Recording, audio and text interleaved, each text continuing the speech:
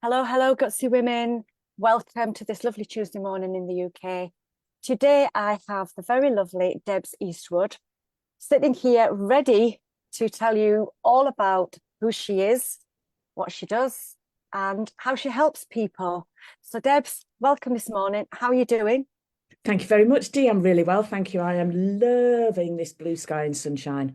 I know, can't believe it. We're on to our third week in the UK of No, sunniness every day. Sunniness. Is that a new word I've just started? I like. I know it's just amazing, isn't it? We're just like really hyper when we get some sunshine in the UK. It's amazing. So Debs, can you tell a little bit to the people about who you are, where you actually are in the UK, and a little bit about why you do what you do? What's the story behind Okay. why you chose to do what you're doing? Okay. So I live in Sheffield. I'm a mum to three grown-up kids. I never do anything by halves. I've always done multiple things at the same time, sometimes to my detriment, but not always. But I started on my journey into academia in April 85 when sadly I lost my mum. A lot of things that move us come out of tragic events, don't they? Mm, yeah. We were very, very close. We were like sisters. We were, so it hit me hard.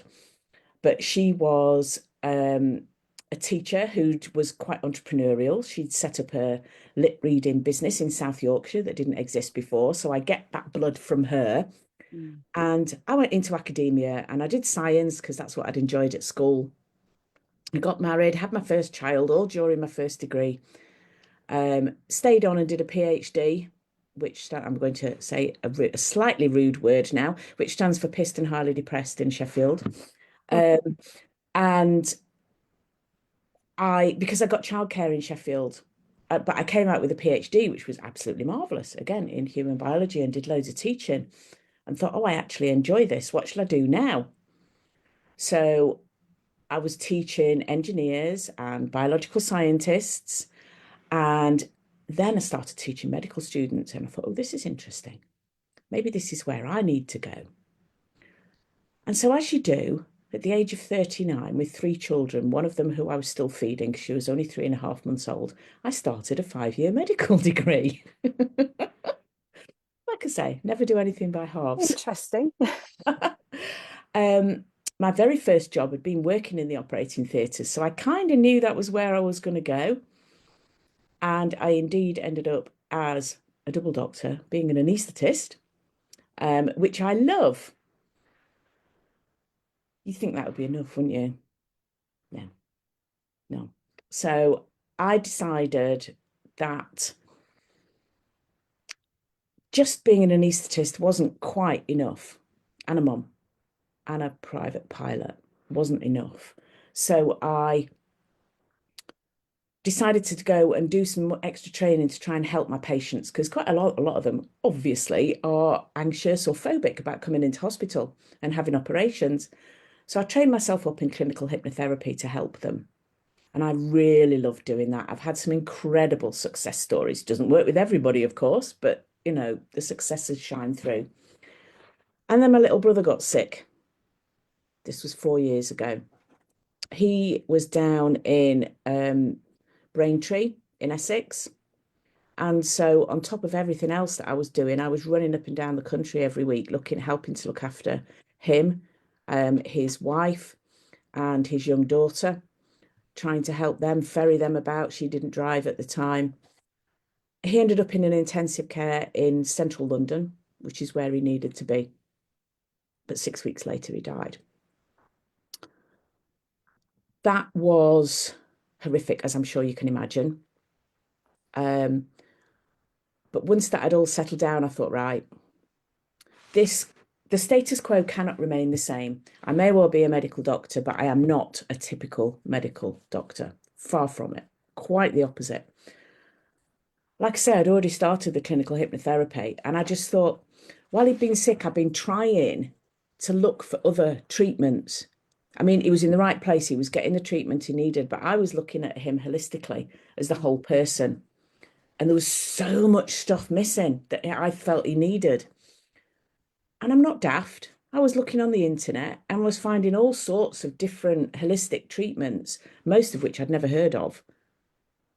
And I was like, what's any good? What of these is going to help him? This is hard. There's so much to trawl through. And then when I found modalities I thought might help, I thought, who do I know? Are these people any good?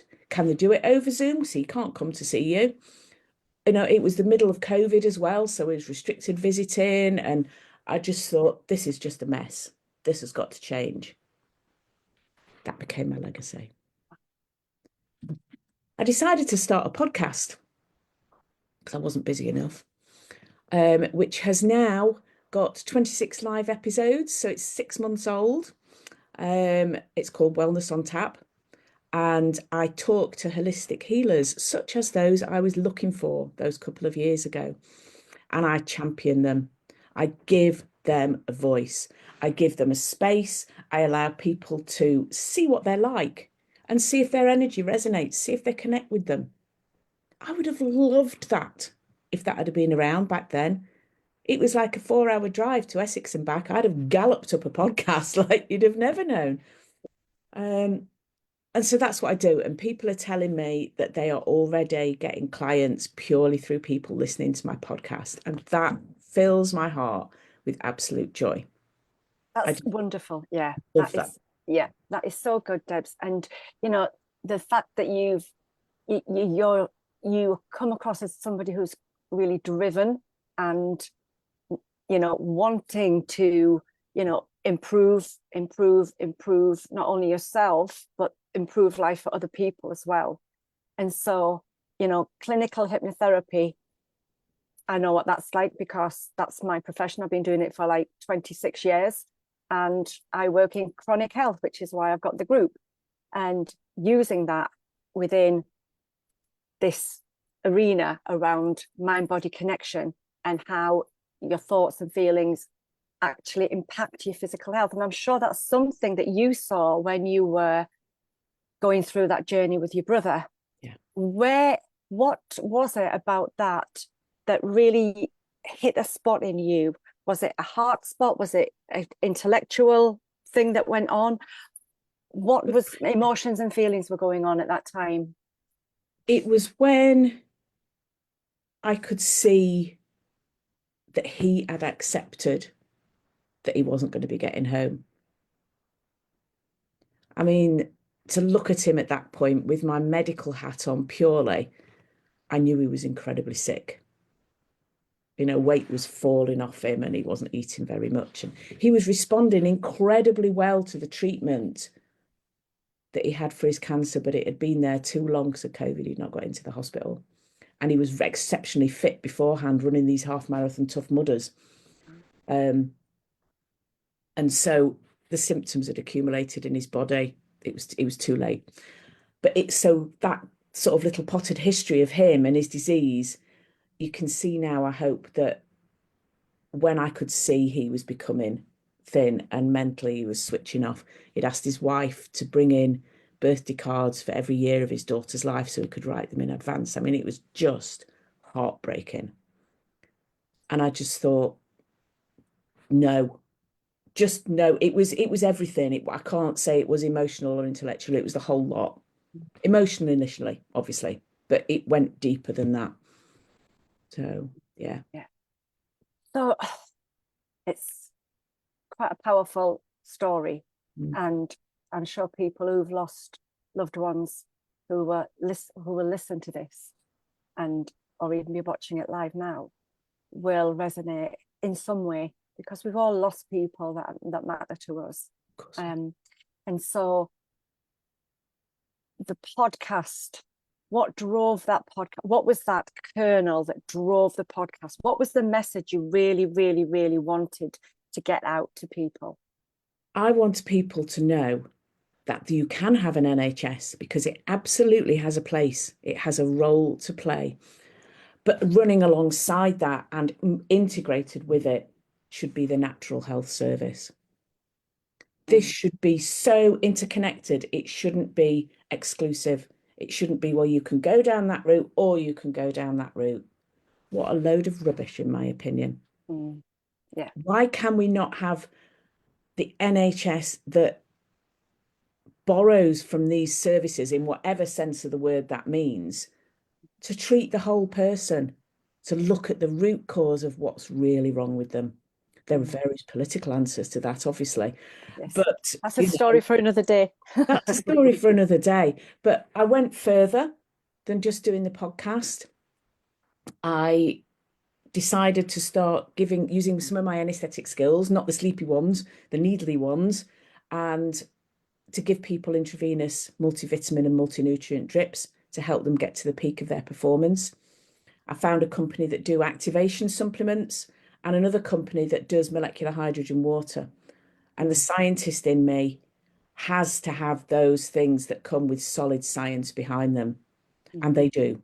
That's why I've made my association with them. And I'm setting up a clinic in Sheffield.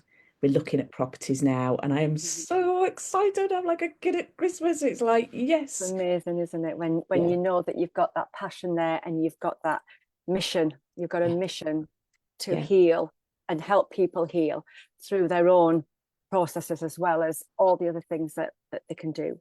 So that's wonderful. And I'm a major proponent of hydrogen rich water as well. I actually have my own machine and it's just phenomenal. Wonderful. Me too. Absolutely wonderful. So yes, for gut health, can't beat it. Yeah. So thank you, Debs, for coming in and saying that. When somebody comes to you for help around whatever physical, chronic illness or whatever they've got, what would be your first approach with them? How would that look for them so that people watching can know a little bit more about what that looks like? I talk to them. There's so much to be gained. I learned in my medical career from taking a patient history, as it's called in the NHS, but talking to people, finding out what the root cause is. And yes, of course, if I'm going to be giving multivitamins and nutrients, it's nice to have a panel of bloods, a urinalysis, go through various other incredible diagnostic tools that just aren't there in the NHS, that are non-invasive. They use some incredible things. You can look at live blood and treat it with something and see if it makes it better or not. I mean, come on, that is just mind-blowing. And I've got access to all of this stuff. And so I get a battery of tests in whatever shape or form, traditional tests or more holistic, non-invasive tests. And we go from there. We see what we've got. We see what the individual wants to achieve.